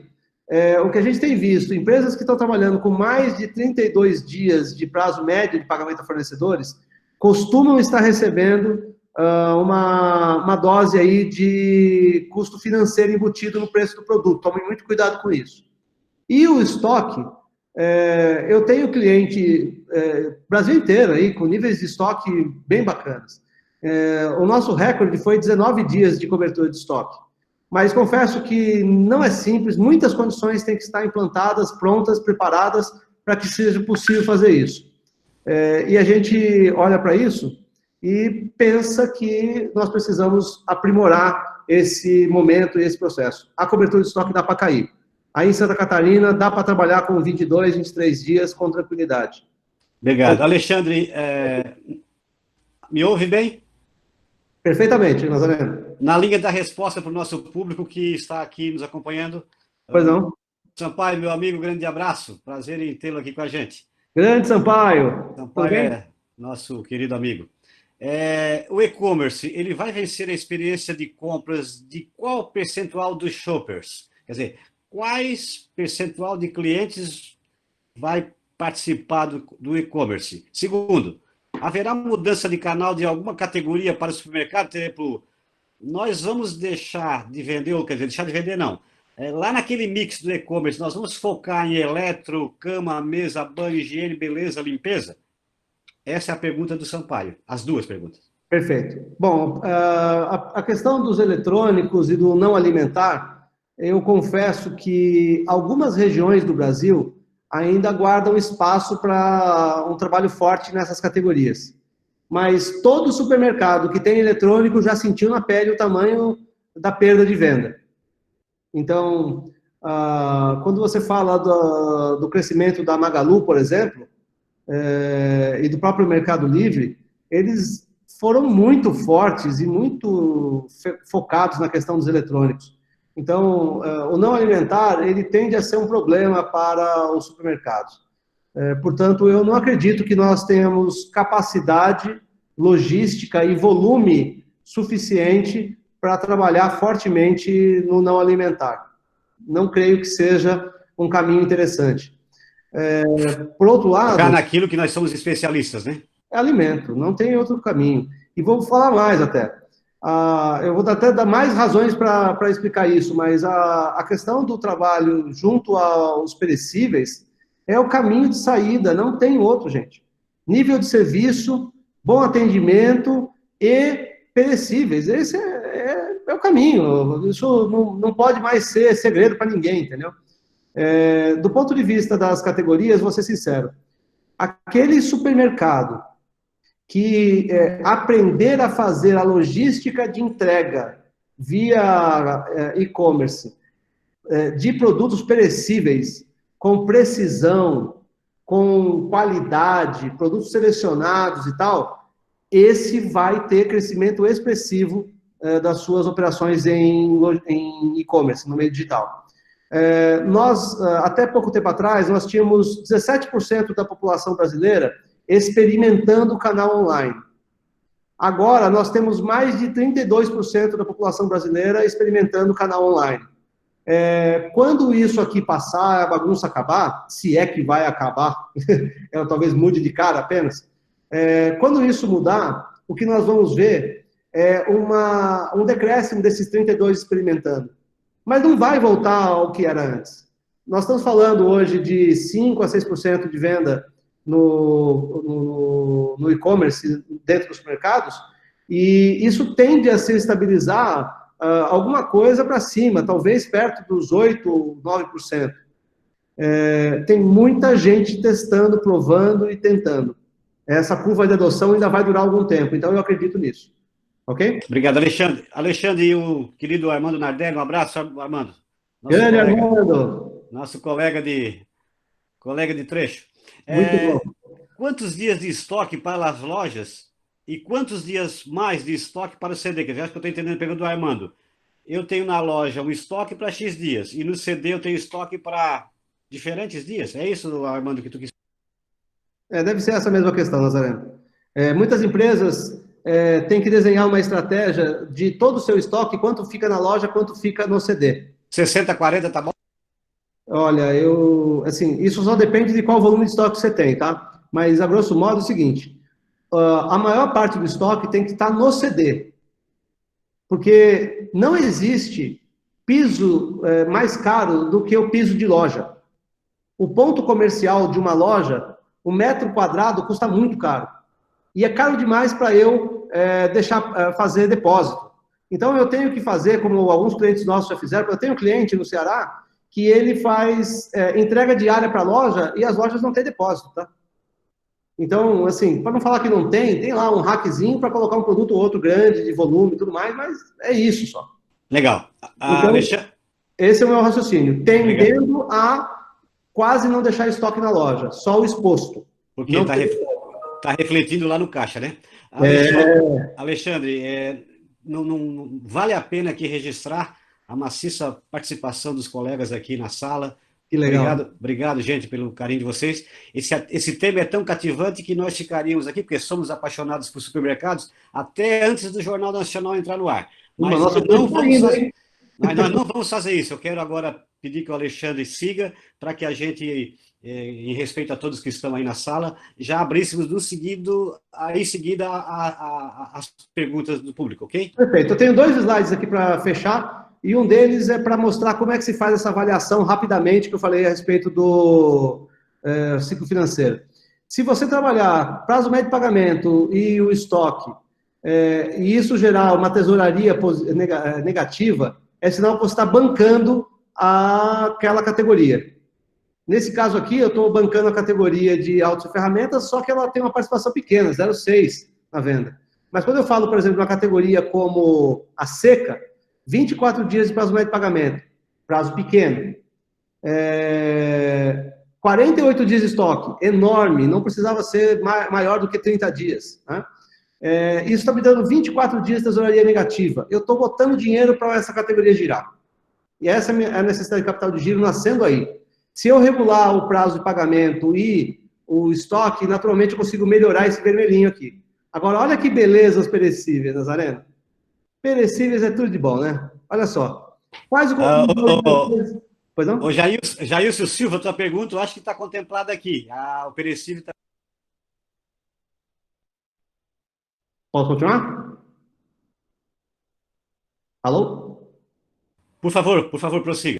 Vamos lá. Então, nós estamos vendo açougue, FLV, perecíveis no autosserviço, padaria, peixaria, tudo com tesouraria positiva, bancando os de cima. Então, note que eu tenho até distorções, ó. O açougue tem 5,8 dias de estoque. Açougue não deve passar de 4 dias de estoque, né? Então, daria para essa tesouraria ser mais positiva. Então, é por aqui que você pode se mirar. Então, gente, eu queria agora trazer para vocês aqui no nosso fechamento algumas oportunidades que estão aparecendo e eu queria que vocês ficassem atentos. O Itaú, o Bradesco e o Santander vão fechar uma cacetada de agências. Então, só o Bradesco está falando de 300 agências a menos. Então, nós estamos falando de... cadê ele? Eu estou falando de provavelmente mais de 500 agências fechadas. Isso tem uma característica, né? São pontos comerciais que podem ter um custo baixo e que, na prática, podem trazer disponibilidade de pontos comerciais interessantes para lojas pequenas. Eu já tenho um cliente, vou mostrar um caso aqui depois. 30% das concessionárias de veículos podem quebrar em 2015. Vocês já viram a localização desses pontos comerciais? São impressionantes. Né? Então, várias outras lojas, as empresas grandes que estão apostando nas lojas pequenas estão crescendo e com sucesso. Então, a gente pode ver aí Pão de Açúcar, Carrefour e tal, várias outras crescendo nesse segmento forte, forte, forte. Então, vamos para frente, porque aqui tem a oportunidade. Vamos aproveitar isso aí, gente. Exemplo de como aproveitar isso aí. Aqui eu tenho 2 casos, né? Discussão de formato de loja, como havia sido perguntado lá no começo. Esse aqui foi um atacarejo compacto que nós desenvolvemos para um cliente nosso. Perdão, está invertido. Está invertido, tá? Esse daqui é um modelo express. Nós pegamos uma loja, um prédio do Itaú, 250 metros de área de venda, 3.800 SKUs, 4 PDVs, 2 tradicionais e 2 self-checkouts, e montamos uma loja para o cliente nosso no Paraná, que abriu há 3 semanas atrás. 35% de margem. E isso porque está apertando nas ofertas para fazer movimento na loja na abertura, hein? Modelo Express, não, agora modelo atacarejo, do lado direito, na tela escura aqui. Montamos um atacarejo compacto para um cliente nosso. 1.300 metros quadrados de área de venda, 4.000 SKUs, 5 PDVs tradicionais, despesas de 9,5, margem de 14. Essa loja deu lucro líquido de 4,8 no primeiro mês de abertura. Ele já tem contratado a abertura de 6 lojas dessa. É rápido, fácil, barato de implantar e chega perto do consumidor, não precisa estar fora e longe. Então, a grande questão aqui para nós é essa. Quantos funcionários ali, Alexandre? Qual delas? Eu não tenho exatamente a quantidade de funcionários, mas eu arrisco dizer que essa loja aqui estava com menos de 30 funcionários, viu, Nazaré? Polivalência total na operação. Não, loja pequena então nem se fala. Com certeza, total. Mas o que pega bacana é a despesa, né? Quando você fala de um atacarejo, que está com o nome trocado aqui em cima, o que está modelo Express é atacarejo compacto. Sim, está entendido. De despesa, ele não está com mais do que 5 de despesa de pessoal, chutando alto. Entendeu? Bem, pessoal, para fechar o nosso encontro de hoje e deixar aí mais algumas dúvidas, eu queria fazer um resumão de tudo que nós falamos, tá? Primeiro, o cenário econômico. Nós estamos vendo o desemprego, que vai gerar endividamento, que vai gerar inadimplência, que vai mudar os hábitos de compra. Os hábitos de compra por si, nós vamos ver itens de menor valor agregado sendo movimentados com mais densidade, maior atenção às ofertas por parte dos consumidores, uma grande sensibilidade a preço. Isso não significa que você deve buscar e arrebentar seu preço, ao contrário. Menor fidelidade a marcas e lojas, menos compra por impulso e mais produtos básicos girando, né? O comercial vai ter, já começa a ter uma quantidade muito grande de desafios. Desequilíbrio entre categorias, vendas e margens, tem que ficar atento a isso. Previsão de demanda, nós temos que ver as categorias que estão vendendo mais, vendendo menos e ajustar quanto eu faço de compra para não ficar com estoque alto nisso aí. Compreensão dos novos padrões de consumo é um dos maiores desafios do comercial, tem que ficar muito atento a isso nesse momento. Fortalecimento dos perecíveis, precificação estratégica e gestão de categoria. Esses são os principais desafios do comercial. Aqueles que estão assustados e querem correr para cortar os custos, lembrem-se do seguinte: primeiro, cortar a despesa de pessoal, gente, só tendo produtividade, ganho de produtividade da equipe, senão não adianta você fazer isso, pode perder no serviço. A não ser que você tenha gordura, mas tem que saber identificar a gordura, né? Não reduzir o nível de serviço em hipótese alguma. Aplicar racionalidade com foco no consumidor, quando você for pensar em despesas. Isso aqui você pode se machucar demais. Só pensar o seguinte, gente, você vai competir com todos os players que estão entrando no mercado, como? Se você não tiver um bom nível de serviço. O desafio da liquidez. Então, gestão de caixa integrada com comercial e financeiro tem que se falar todos os dias. Otimizar os estoques com a redução deles sempre que for possível. Redução de necessidade de capital de giro, porque isso é dinheiro parado e você poderia aplicar em outros lugares, não exatamente no mercado financeiro, porque o juros está ridículo, mas você pode botar ele para rodar mais, né? Gestão de tributos e prorrogações, cuidado, né? Tem algumas prorrogações rodando por aí, uma hora você vai ter que pagar, então tome cuidado com isso. E é aconselhável que se busque novas linhas de crédito, caso você tenha embarcado naquelas do começo da pandemia, que estavam com os percentuais lá no céu, né? E, por fim, algumas oportunidades. Nós temos uma que nós discutimos lá no meio da apresentação, a respeito dessa coisa das marcas líderes que vão perder um pouco de supremacia, e você tem os fornecedores locais que podem ser desenvolvidos, e isso pode te dar uma rentabilidade maior, inclusive, né? Sem contar que você deixa o dinheiro no seu estado. Excelência em pricing e gerenciamento de categorias, tem muita oportunidade nisso daí. Integração entre online e offline, falando muito sobre essa questão do e-commerce, do digital e tudo mais, né? O exemplo do Caetá que eu dei é um exemplo fenomenal, eles estão bombando lá.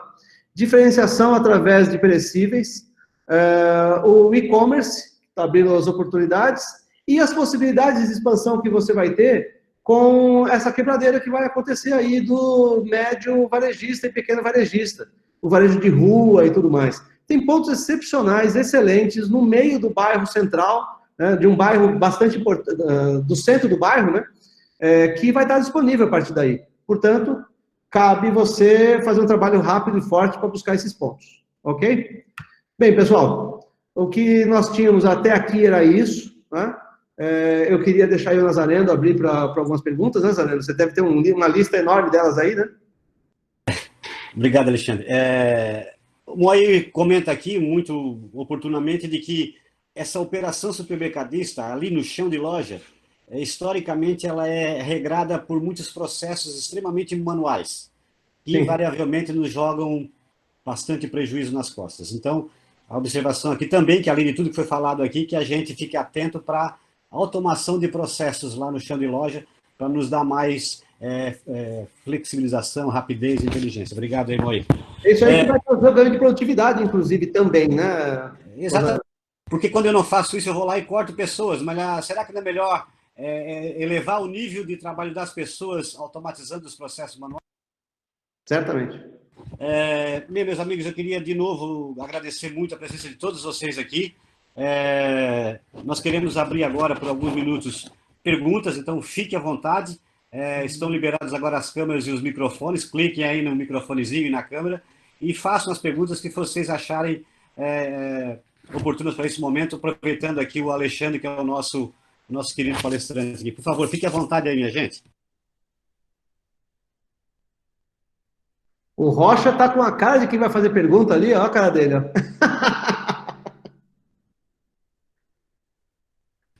Perguntas também, e alguma observação, alguma crítica sobre a condução? Não, Enfim, então, já que melhorias. fui lembrado aí, ô Nazareno, Sampaio, tudo bem, querido? Alexandre, uma perguntinha bem rápida, se o Sampaio me permitir. Você poderia afirmar nesse momento que nós temos problemas com emprego e renda, né? Eu acho que esse pós-Covid, o que a gente vai enfrentar é a questão do emprego e renda, que o planejamento de longo prazo sai para entrar o aprendizado rápido e a capacidade de ajuste também rápido? Eu acho que o planejamento ele não perde espaço nunca. Eu tenho a impressão que o que vai acontecer é uma mudança sobre um outro ponto de vista. A gente tende a... Vocês vão ver daqui para frente a necessidade de implementação de metodologias de planejamento ágil. Ágil é um termo, não só para explicar que ela é rápida e prática, mas é um termo que classifica um tipo de planejamento. Metodologia ágil. É bem legal, bastante bacana, que permite ganhar tempo para essa discussão. Eu creio que a gente vai mudar o patamar. Vamos ter ações de curto prazo acontecendo, mas o planejamento ele não sai de moda, tá, Rocha? Beleza. Obrigado. Alexandre, Grande Sampaio, tudo bem? Parabéns aí pela apresentação, fantástica. Obrigado. Me diz uma coisa, você pontuou que o atacarejo raiz, ele vai ocupar um espaço bom, assim como as lojas de bairro, né, a capilaridade do varejo, e eu pergunto, nesse cenário, qual vai ser o papel do hiper? Que papel está reservado para o hiper nesse cenário aí? Será que ele se tornaria um centro de compras, já que o consumidor está reduzindo a sua visita ao varejo como um todo? Como é que você vê o papel do hiper nesse cenário aí? Nazareno, nós vimos algumas... Sampaio. Sampaio, perdão. Nazareno fez tanta pergunta hoje, Sampaio, que eu estou até trocando já os nomes. Bom, pode fazer mais, viu, Nazareno? Não tem problema, não. Não, eu quero desafiar depois do Sampaio o Moacir Barcelos, que é o meu guru da controladoria que está ali. Perfeito. Na ponta da... Muito bom. Sampaio, é o seguinte, em nível nacional, os hipermercados têm perdido espaço para outros modelos já há algum tempo, né? A gente tem percebido isso. Em alguns estados, isso tem sido um pouco diferente. Então, por exemplo, no estado do Pará, as lojas de 5, 6 mil metros quadrados reinam, mandam. E em Santa Catarina, também temos uma incidência grande de lojas de maior porte, os hipermercados. São 2 estados no Brasil que têm essa característica. Eu sou do ponto de vista que a gente precisa ir se adaptando, se preparando e se ajustando àquilo que o mercado vem trazendo. Eu tenho a impressão que, dada a cultura de Santa Catarina, talvez ainda haja uma perspectiva de latência, ou seja, de tempo ainda que o hipermercado vai ter espaço nesse estado. Até porque já é cultura de Santa Catarina. Mas se você prestar atenção, a maioria das lojas que têm sido abertas recentemente já não são mais desse modelo. Então, quando o consumidor começar a ver que ele tem à sua disposição, bem mais perto de casa, bem mais fácil de acessar, uma loja que ele talvez possa despender menos tempo para fazer suas compras, talvez ele comece a dar atenção a essa perspectiva, entendeu? Comece a dar atenção para as lojas menores. Eu acho que o hipermercado ainda entrega um serviço muito importante, especialmente aquelas lojas, eu não estou falando de lojas de 5, 6, 7 mil metros quadrados, como nós falávamos no passado, mas as lojas de até 3 mil metros quadrados, 3.500 metros quadrados, elas ainda têm um espaço bastante importante nesse cenário em Santa Catarina. Mas esse cenário está mudando. É mais ou menos aquela brincadeira, né? Quando a gente vê que no mundo está nascendo mais japonês, a tendência é que nós tenhamos mais japoneses no futuro. E as pessoas vão estar mais habituadas com mais japoneses. Então, se isso acontecer, eu que não tenho cara de japonês, por exemplo, né? Não tenho cara de inteligente, né? Não tenho cara de japonês, talvez tenha alguma dificuldade com isso. Então, acho que é mais nesse cenário. Obrigado. Faz sentido para você? Totalmente, não. Tá alinhado, realmente. Legal. Só para complementar isso daí, que talvez alguém pergunte, uma grande tendência são modelos diferentes de atacarejo, tem uma variação incrível aí de possibilidades, mas uma grande tendência também são as lojas express, as lojas pequenas. Fácil de montar, rápido e tal, é que quem tem um hipermercado, ou quem tem uma loja de 3 mil metros quadrados, vendendo 3 mil reais por metro quadrado, olha para uma lojinha de 200, 300 metros, acha que é muito sem graça, né? Dá muito trabalho tocar uma loja, um monte de loja dessa para dar a mesma venda, né? Mas é uma tendência, especialmente onde há concentração, né, populacional. Muito bem, alguém mais aí disponível ou disposto à pergunta? Obrigado aí pelas considerações que todo mundo está fazendo via chat aí com relação ao nível. Oi, Moair, meu querido. Posso fazer uma consideração aí, por favor? Por favor, seja muito bem-vindo ao grupo, meu querido. Obrigado aí pela oportunidade, parabéns ao Alexandre pela essa bela exposição e a você aí pela essa iniciativa brilhante, mas eu queria fazer um comentário. Eu, particularmente, penso que essa tendência da loja de vizinhança ela vai se fortalecer e também acredito, não sei se tem fundamento a minha percepção, mas queria ver o que o Alexandre pensa disso, que haverá um crescimento da diversificação, digamos assim, dos pontos de venda. Quero dizer, outros segmentos adentrarão pelo comércio de produtos alimentícios, né? Se você também vê dessa forma, Alexandre, sabe?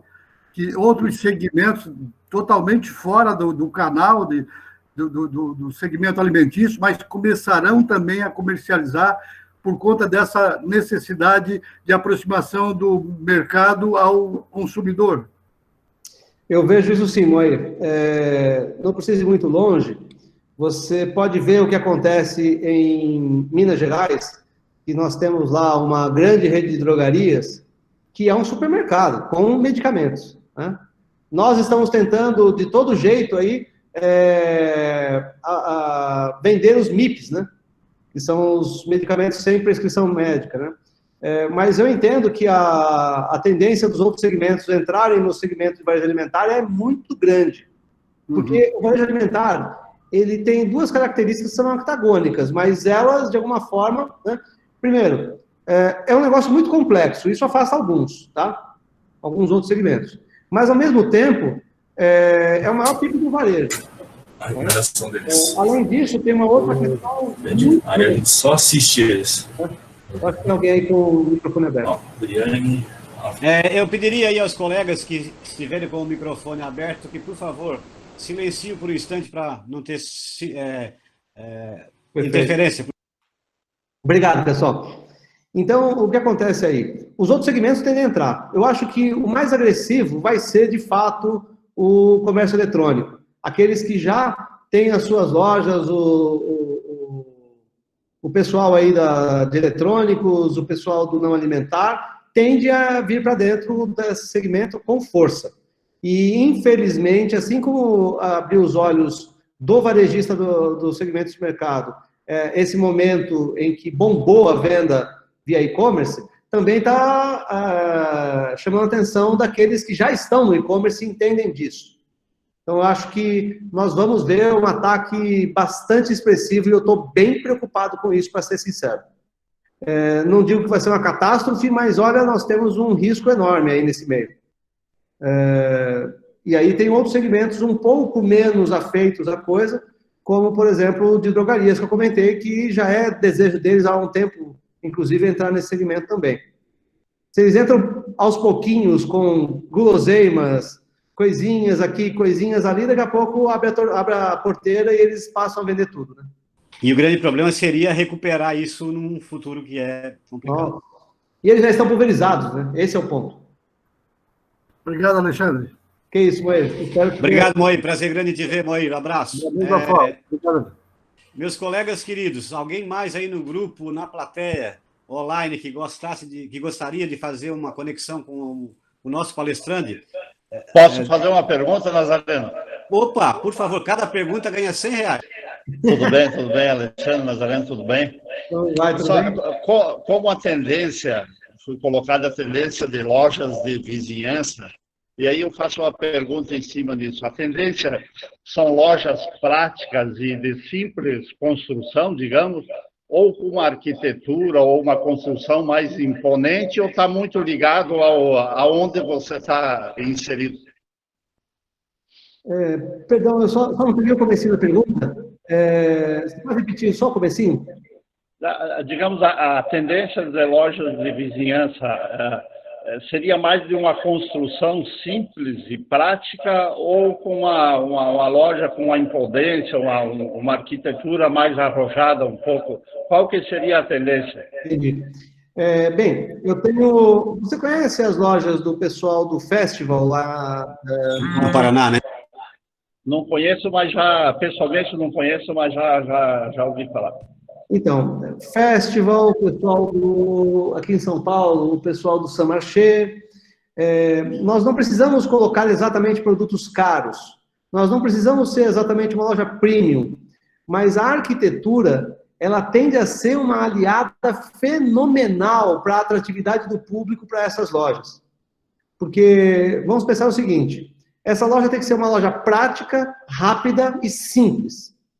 Mas, se ela tiver um astral, uma ambientação que seja convidativa, isso ajuda demais. A gente está vendo, aqui em São Paulo, as redes que estão conseguindo se consolidar melhor são as que têm a melhor arquitetura, inclusive. Já teve muita mudança de sortimento, ajuste de preço, de serviço e tal. Mas a arquitetura tem um impacto importante nisso. Então, eu diria para você o seguinte, mesmo uma arquitetura barata, ela pode ser altamente inclusiva. Ela pode atrair as pessoas. A grande questão é que as pegadas de arquitetura, elas podem contribuir para a atratividade do ambiente. Esse é o meu ponto de vista. Mesmo sendo uma loja barata, tá? Às vezes, uma parede que você tem uma luz que não está no meio do ambiente, mas está encostada na parede, e você vê um facho de luz lambendo essa parede, até a parede rústica traz um certo tom agradável e tal.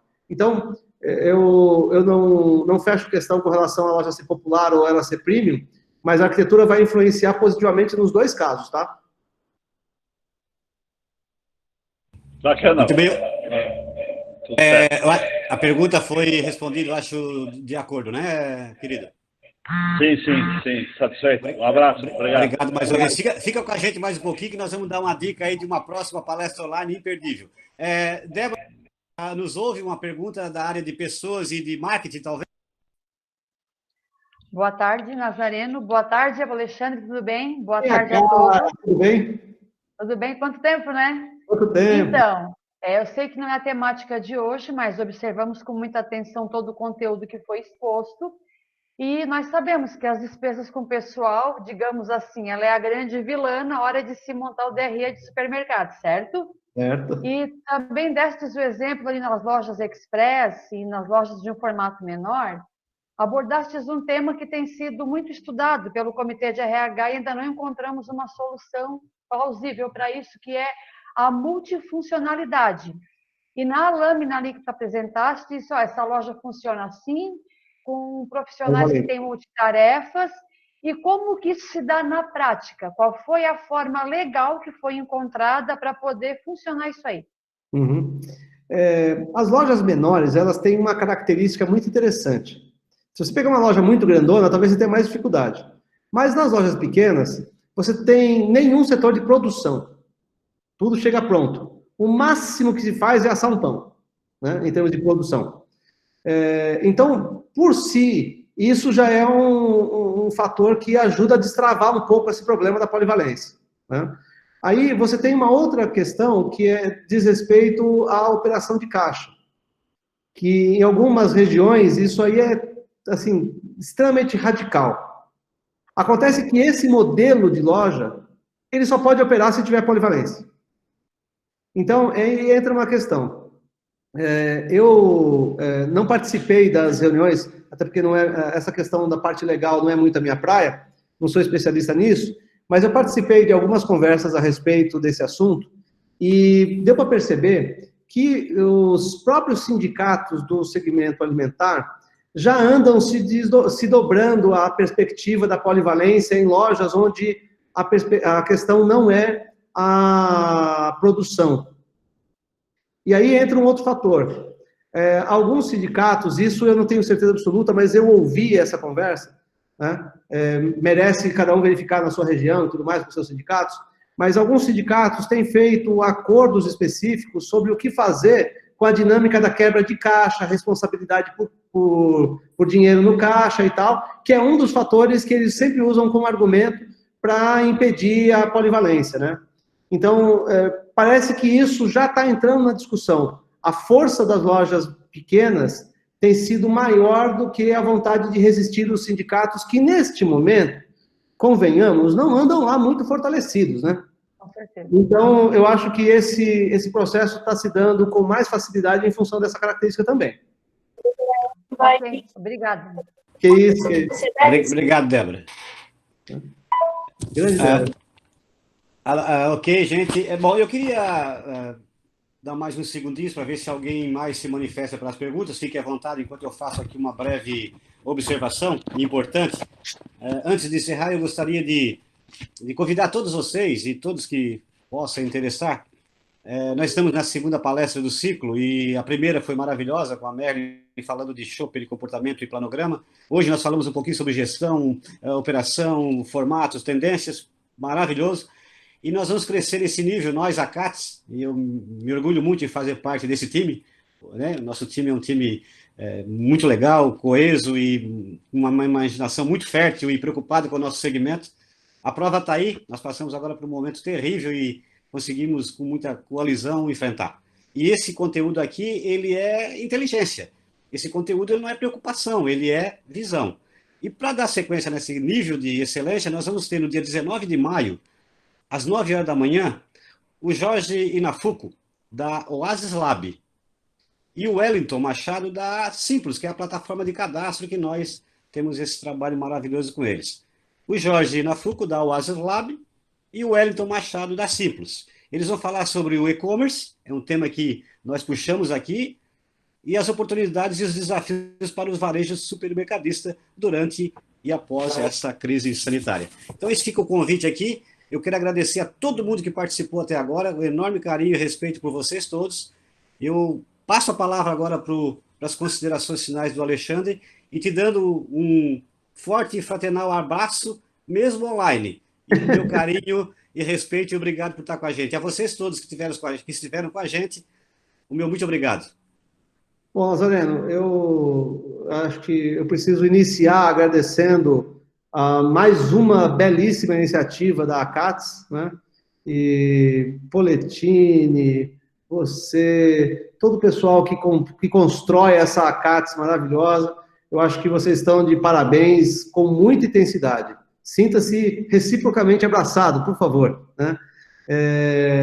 Eu acho que a ACATS tem mostrado para o Brasil como é fazer esse suporte ao segmento de uma forma muito profissional e muito empenhada. Eu acho que você usou esse termo, o pessoal é criativo, é curioso. Eu acho que isso é de se aplaudir. Então, eu gostaria, de fato, que todos pensassem dessa forma. A CATS é excepcional.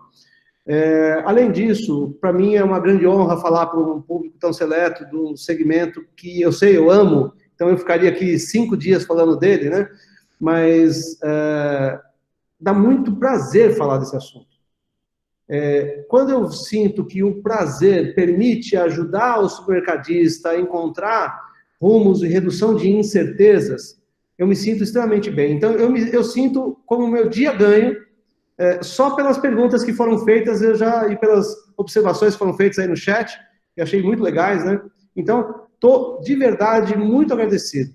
Eu acho que o esforço que a Itamara fez junto com a equipe para poder viabilizar tudo isso, né? Você está à frente fazendo perguntas inteligentes e permitindo explorar com profundidade o assunto, colocando um pouco da sua experiência também, só engrandece o evento. Então, aos colegas de Santa Catarina, né, colegas supermercadistas, aqueles que estão atuando num momento tão difícil, eu deixo uma palavra de esperança e foco.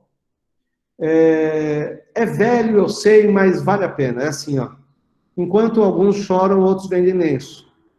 Então, por mais antigo que seja isso, eu nunca vi algo tão verdadeiramente importante e funcional. Apostem forte, desenhem o seu negócio, sejam senhores do seu futuro, não fiquem esperando por nada. Esperar é a pior coisa que alguém pode fazer no meio varejista. Então, eu sugiro a todos vocês, como palavra final, que se puderem utilizar uma das orientações, um dos temas que nós abordamos aqui para a prática, eu já estou feliz. E que foquem no futuro. Façam, não parem, não esperem, porque todos aqueles que estão contra a nação estão buscando isso. Portanto, o que nós temos que fazer é ir para frente e garantir que esse mercado forte, pujante de Santa Catarina não pare. É isso que nós temos que fazer. Ok? Muitíssimo obrigado, agradecido pela presença de todos, as perguntas e as mensagens carinhosas também. Obrigado, Alexandre, mais uma vez, obrigado a todos vocês. Encerramos aqui mais esse ciclo de palestras. Fiquem todos com Deus. Sucesso sempre.